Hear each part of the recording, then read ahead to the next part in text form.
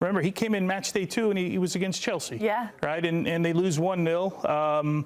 And you thought, oh man, he's got a lot of work to do if he's going to get through this. At that point, they hadn't won a game, and I mean, you talk about leaving it late. Oh, you couldn't leave it any later than this. Or dramatic, unreal. But then also, like we said, again on the opposite end of it, we talk about Benfica making it. Now you look at Real Madrid now from getting that bye week in the top 8. Now they're going to drop into the knockout round and have to play 2 legs, and it's not all rosy again at Real Madrid with their situation, getting rid of Xavi Alonso as well. So there's just so many storylines behind that.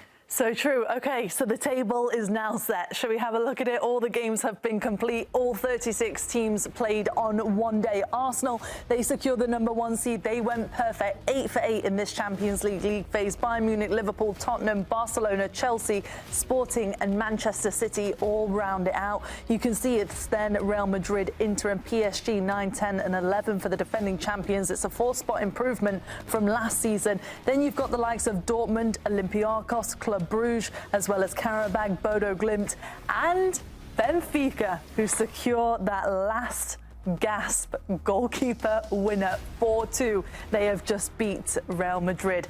And then Marseille, they're out. Despite a win, Pafos are also out, PSV are out, and Napoli, the champions of Italy. So just a reminder then of all of the results that we have seen today. Inter, they beat Dortmund 2-0 away from home. Club Bruges beat Marseille 3-0. Athletic Club, they fell to Sporting 3-2. And Ajax, they lost at home 2-1 to Olympiacos. Arsenal beat Cairo Almaty, who were already eliminated coming into today in North London to remain perfect. You can see it was scoreless between Monaco and Juventus. Liverpool really put on a showing today at Anfield, 6-0. They beat Karabag. Manchester City bounced back from the disappointment of losing against Bodo Glimt with a 2-0 win against Galatasaray at the Etihad. PSG and Newcastle finished 1-1 at the Parc des Princes. And of course, a disappointing result for Antonio Conte's side, 3-2. They lost to the Blues at the Maradona.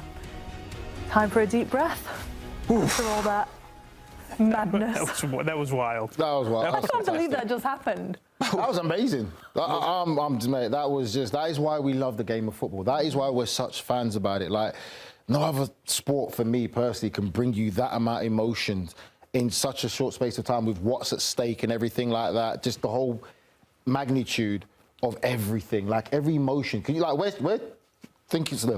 speaking about the emotions from here.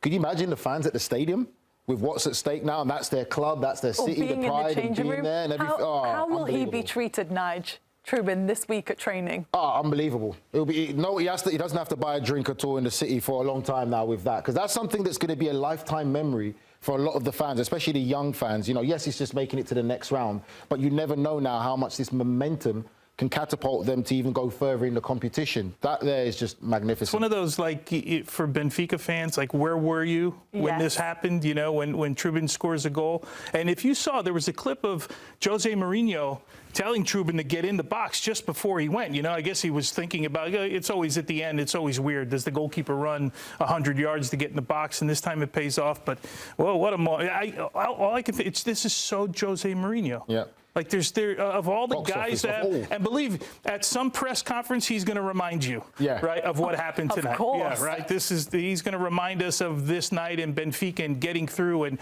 losing 4 matches and figuring out a way to get through. And now let's see what they can do. The cherry on top is, again, it's Real Madrid. That's what makes it special. Any other club, maybe it might not be as shiny, but the fact you did it against Real Madrid's side at home, that is what's going to make it even more of a powerful storyline. I think the last goalkeeper we saw to score in this kind of manner was the Lazio goalkeeper. Well, he had an assist, right? Yep. He didn't even score. Was Providel scored with a diving header for Lazio, but it was not as big a moment, I don't think, as this. It was to get the 3 points.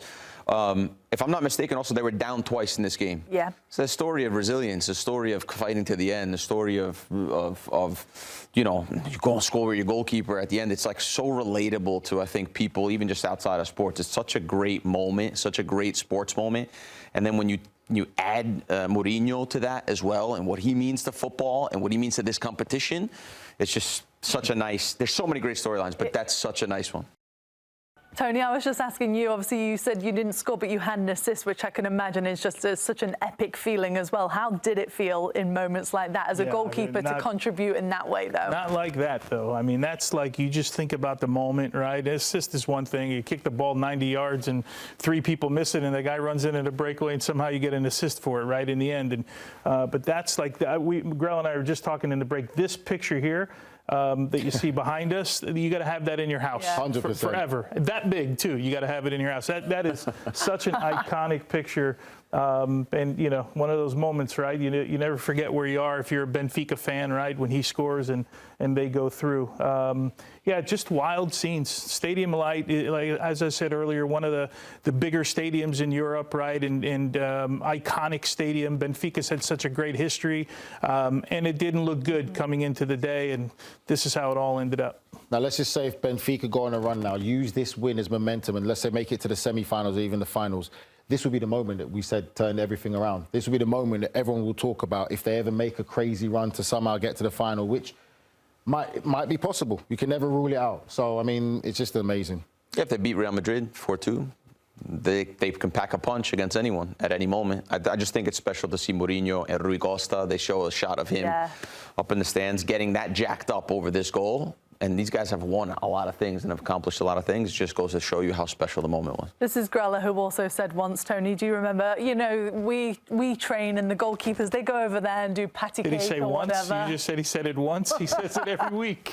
And now, Grella, you've got to give them on Trubin a day had his like eyes closed today. the whole time. Oh my God. By the way, that's a really good finish. What a finish. He went up over, and we didn't even talk about that part. It's just the excitement. That's as good a finish as you're going to get. He's a goalkeeper that heads the ball better than some of these strikers that clubs are paying 70, 80, 90 million for. Nige is coming around now. Way more composed than that. Are you coming around, Grella?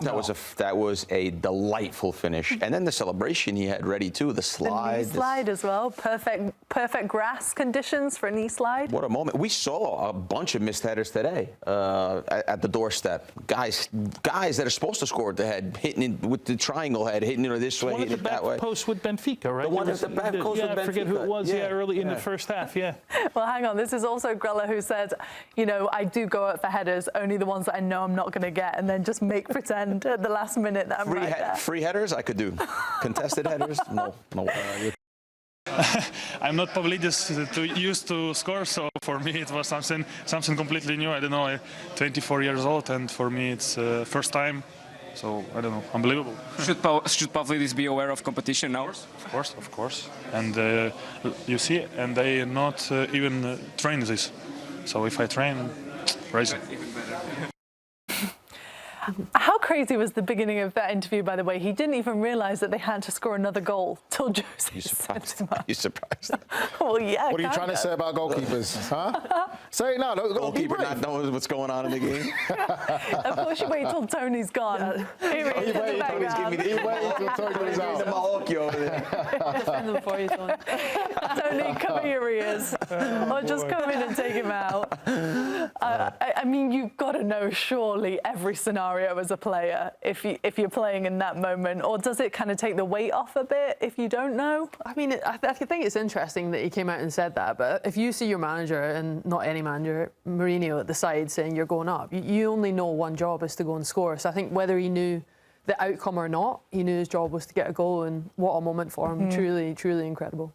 Is he going up there with the set-piece specialist, Nige, in training now? Are you inviting the goalkeepers to the mix? No, catch it, kick it. Just let him catch it and kick it. The simples, the basics. Jen made a great point. Jen made a great point, though, that I don't actually think that every Benfica player was forward in that moment. So it's not like he just said, hey, throw everyone forward. Mourinho saw something, and he sent the goalkeeper forward. And then sent someone else to come back. It's pretty impressive. Normally in those moments, it's throw everyone forward, and you kind of just the breakaway, whatever happens. But you see him specifically, you're staying back, goalkeeper get up, and we kind of said, must be something to do with height. Mastermind. Yeah, definitely. Goalkeepers are some tall lads, aren't they? Also, I love the ball boy celebration as well. Nigel, you stay back. Nigel, you stay back. Can you imagine? Tony, you go up. Nigel, you stay back. That's funny, yeah? Nigel, you go back. We'll send someone else forward.